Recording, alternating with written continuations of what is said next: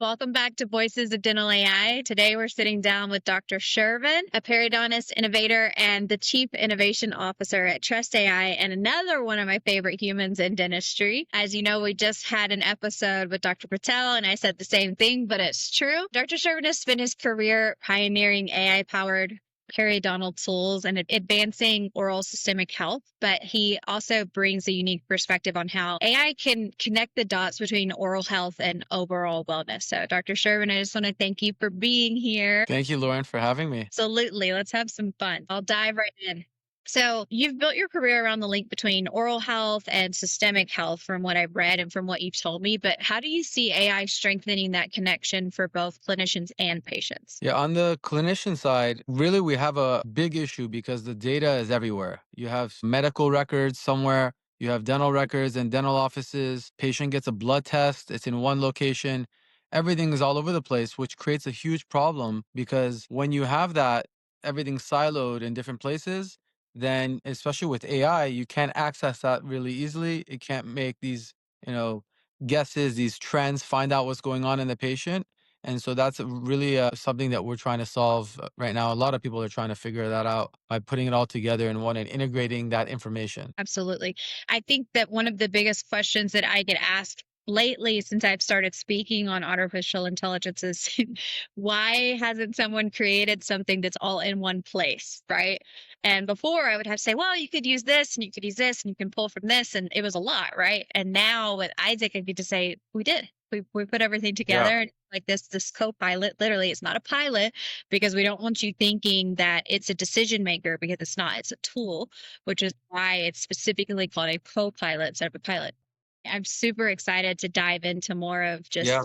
we have something that helps across the board, right? We're on the heels of our recent model that we just launched, which is Isaac One Health. Isaac is the name of our AI. One Health meaning we are bringing in together medical and dental into one in this model.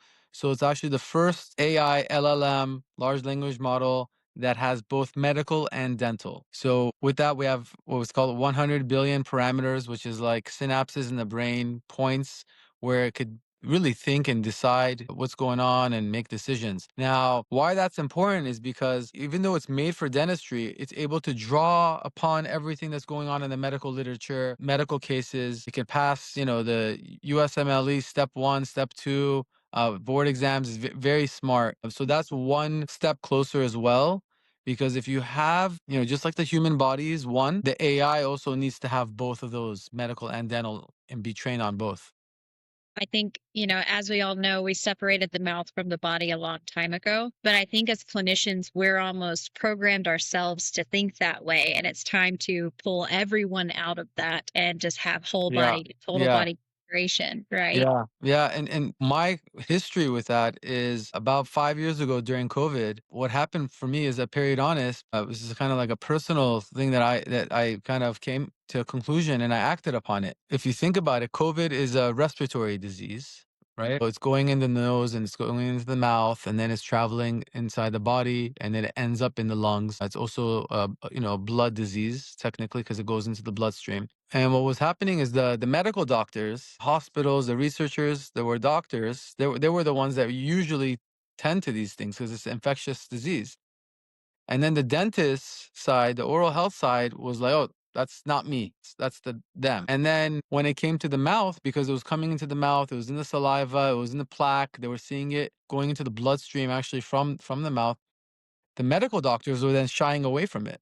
I said, you know what? Like that's me. I'm also oral infectious disease specialist in a way, and so I came onto LinkedIn during that time. That was my first, and my first post ever on LinkedIn was that I have a dream that one day the body will be considered, not the body. I said something about the lungs, the lines of like that we treat medical and dental as one system and one human body. And I remember I just got on. It was my first post. I'm like, oh my God, this is being shared so much, and it was just like at that moment I realized that that was a foreign concept to a lot. It really is. I feel like to speak to that too and to kind of layer this, I feel like periodontics is one of the most data heavy specialties too. So like from probing depths, radiographs, but what excites you most about AI's ability to process and interpret this data in real time for medical and dental integration on top of that, like kind of what we're speaking about? Yeah, well, it all starts, from a diagnosis and data collection point of view. It starts with probing, having medical history, dental history, and then making solutions that are really easy for people to adopt. For example, voice, the hygienist and the dentist just using their voice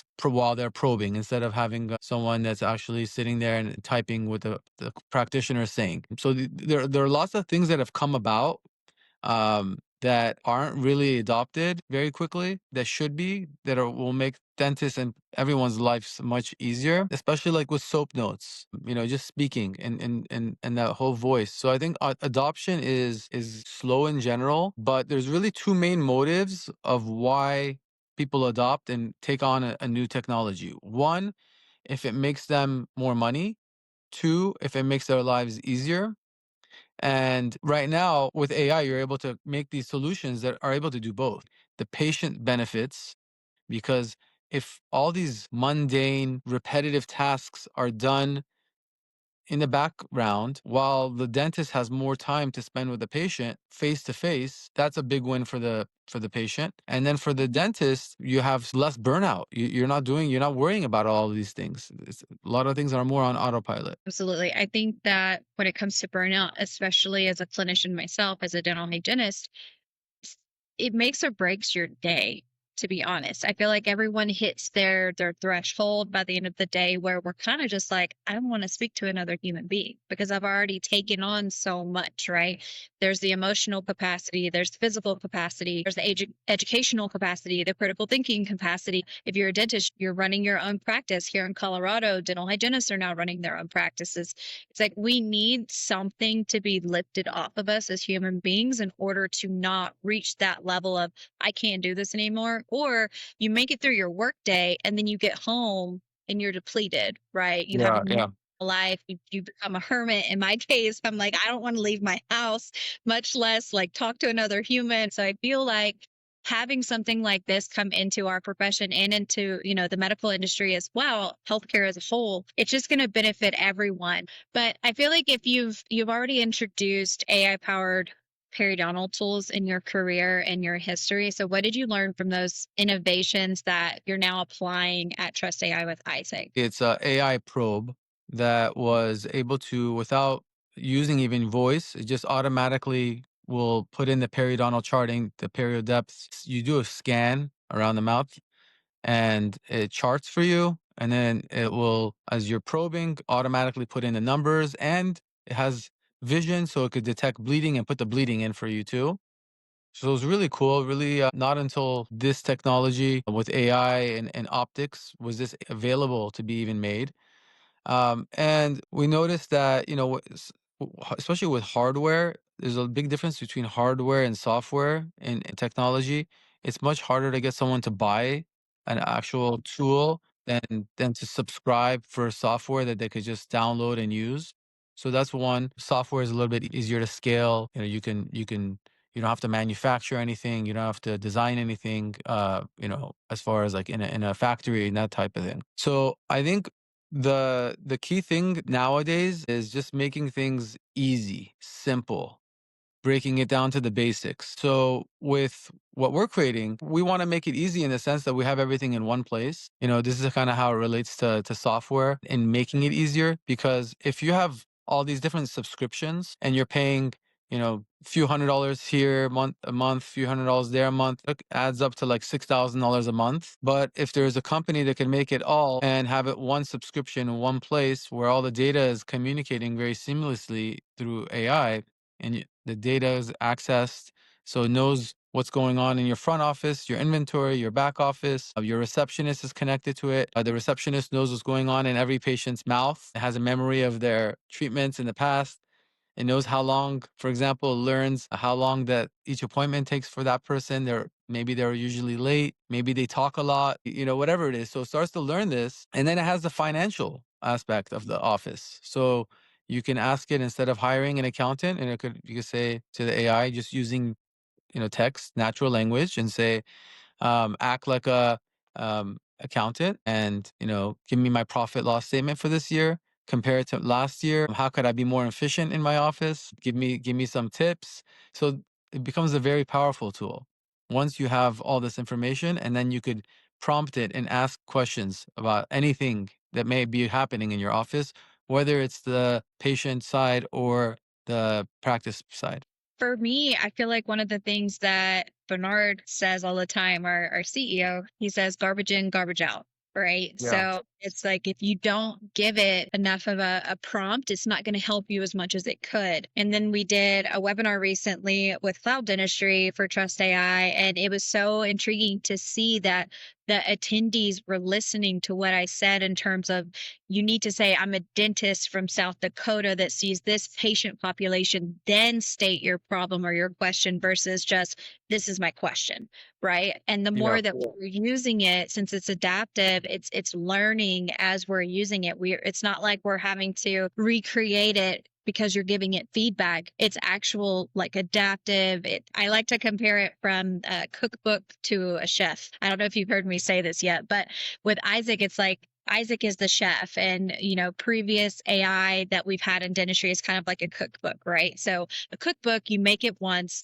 it has all of your favorite recipes in it, it tells you how to make the dish that you're going to make, and then that's it, right?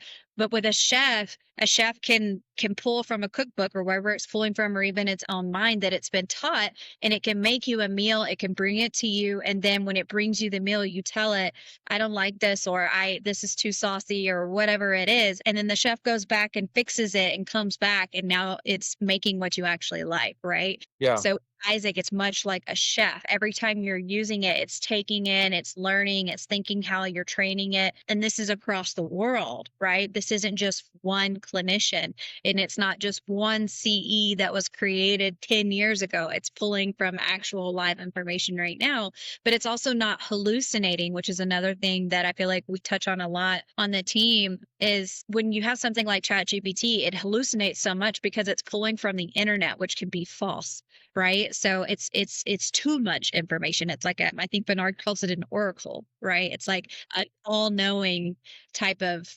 technology, but that's not necessarily a good thing like it sounds.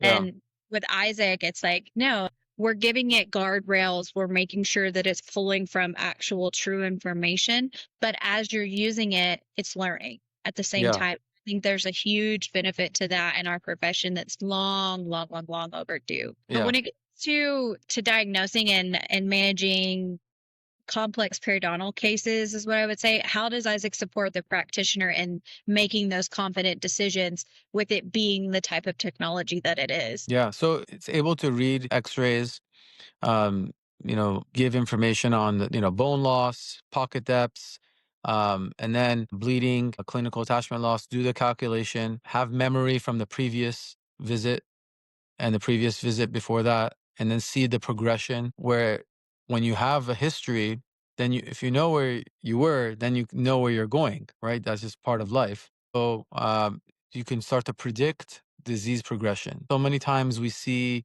like a loose tooth, for example, but it doesn't have very deep pockets. It's got a little bit of mobility. Let's call it class 2 mobility, which is, it's pretty mobile, but it's been class 2 mobile for 15 years, and there's no bleeding and there's no deep pockets. Now, if a dentist or someone just looks at that, they're going to be like, oh my God, this tooth is loose. We got to get it out. This will be able to give that more of a, better information versus just looking at that snapshot and just looking at that and being like, wow, this tooth has got to go. People are going to be benefited when patients see that, then they actually are going to trust the recommendation because they're going to start to hear dentists be more conservative certain points and why they're being more conservative.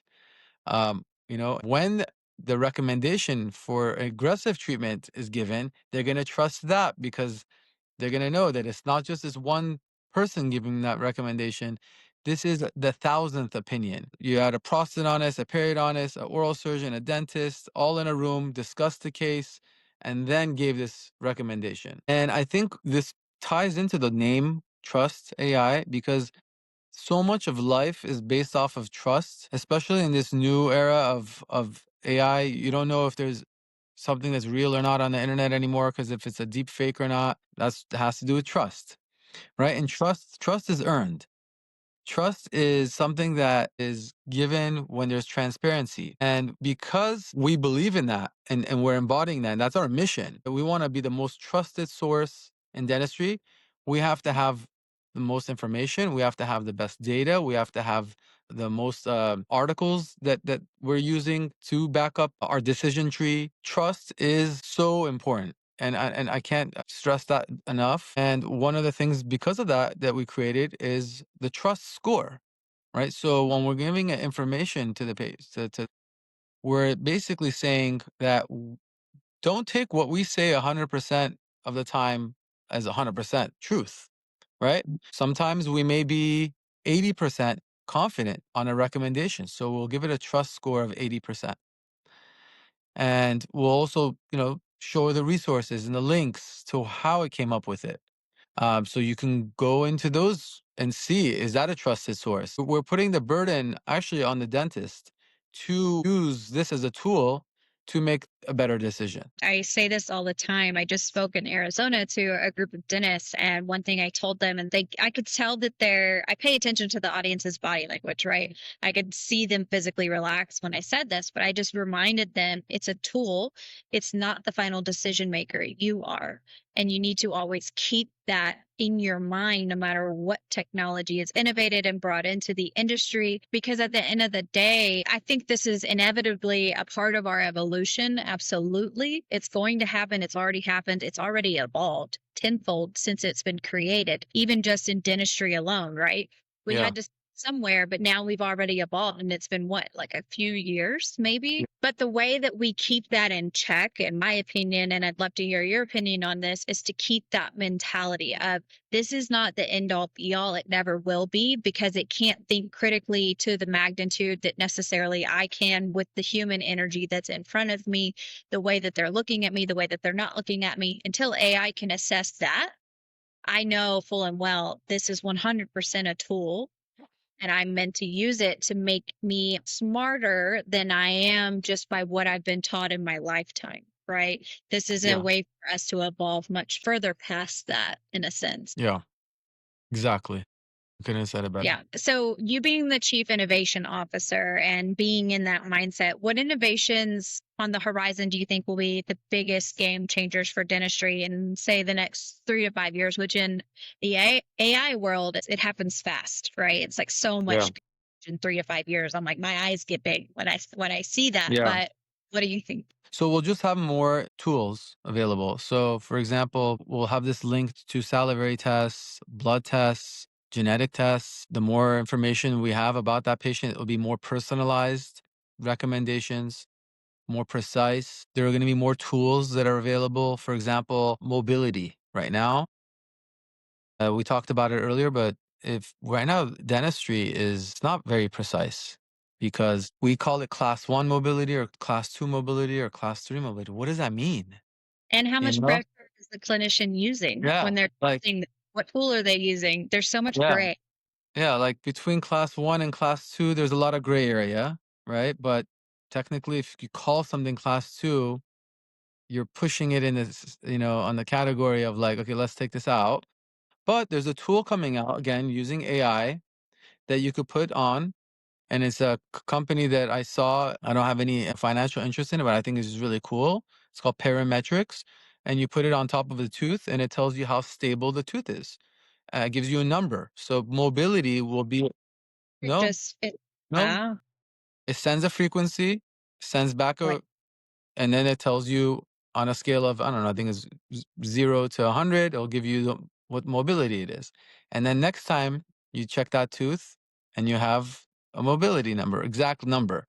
And so that's very important because then you have a very good, precise measurement, and you could track things better. Another example is like the inflammation. We use blood tests, and really, the CRP, the HS, highly specific C-reactive protein test, can give you a level of systemic inflammation in the body. Now, that could be tied to autoimmune disease, or cancer or any kind of inflammation. But if we know that they have, a high CRP, and then we know that they have this 8 millimeter pocket, and we start to see that once we treat that on their next visit, when they got their blood test and sent it to us, or we can grab it from their medical records, let's say if they give us access to it, all of a sudden we can see that their inflammation was tied to that, and their body is very sensitive to localized infections in their mouth spreading throughout their body.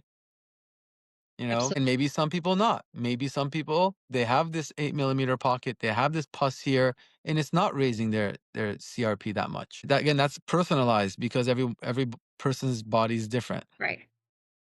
Every immune system fights differently. And I feel like we were talking about earlier with the separation of the mouth and the body, but I feel like one of the ways I explain things to my patient, if they are coming in for their appointments as a dental hygienist, if they're coming in for their appointments like clockwork, even if we have them on a more frequent recall, more frequent schedule of every 3 months instead of every 6 months, because we're trying to figure out what is going on. If you're telling me you're doing everything you're supposed to do at home, I'm doing everything I can for you here, your body is using your mouth to tell me something. Something is not right. So I think that there is something systemic going on. When was the last time you had a CBC, right? Or some type of like blood work done? And I feel like a lot of patients, a lot of time, they're like, what? My mouth can tell you that? I'm like, absolutely.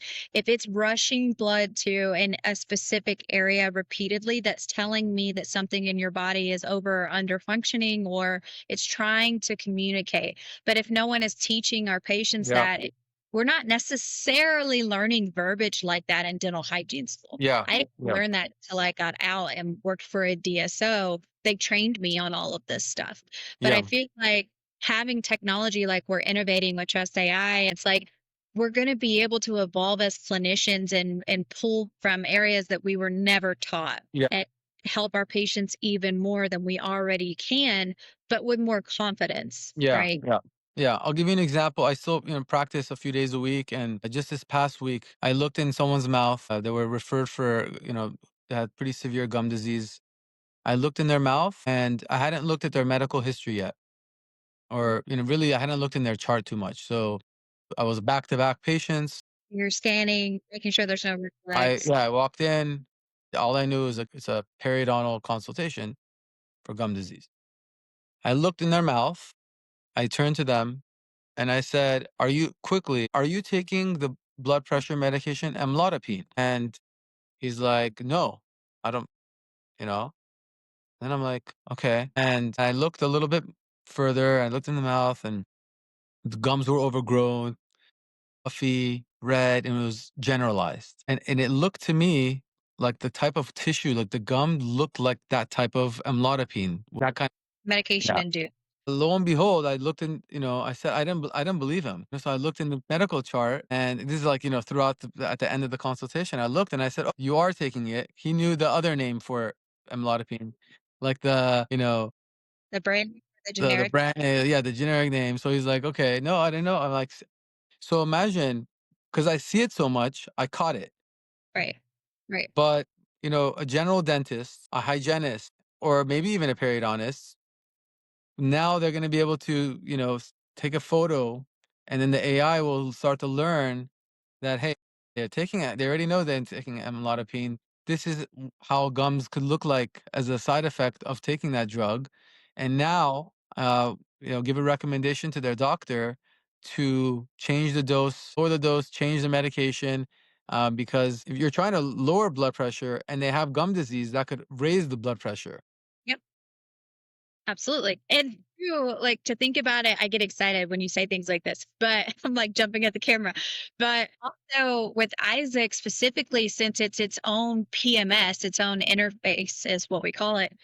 It's pulling its medical history. It's pulling from intraoral photos. It's pulling from the x-rays. It's pulling from any clinical notes that you're giving it. And then it's giving you a diagnosis versus, you're just giving it one prompt. No, like since this is its own entire PMS, it is the whole snapshot of the patient. So it's not just going to give you a surface level diagnosis of, I think this could just be they need to be seen more frequently. It's like, well, no, Isaac's going to look at, well, they're on this blood pressure medication. The tissue from the intraoral photo looks like this. The bone loss isn't necessarily there. And that's incredible, right? It's like, I would Yeah. love to say, myself included as a clinician, I can think like that 24/7, no matter what patient it is, but we can't at the end of the Yeah. day, right? We Yeah. can't, we're not an oracle. We're not all knowing, not yet. Maybe we'll have brain implants one day or something, but we're not there yet, right? Yeah. So I think embracing that technology that's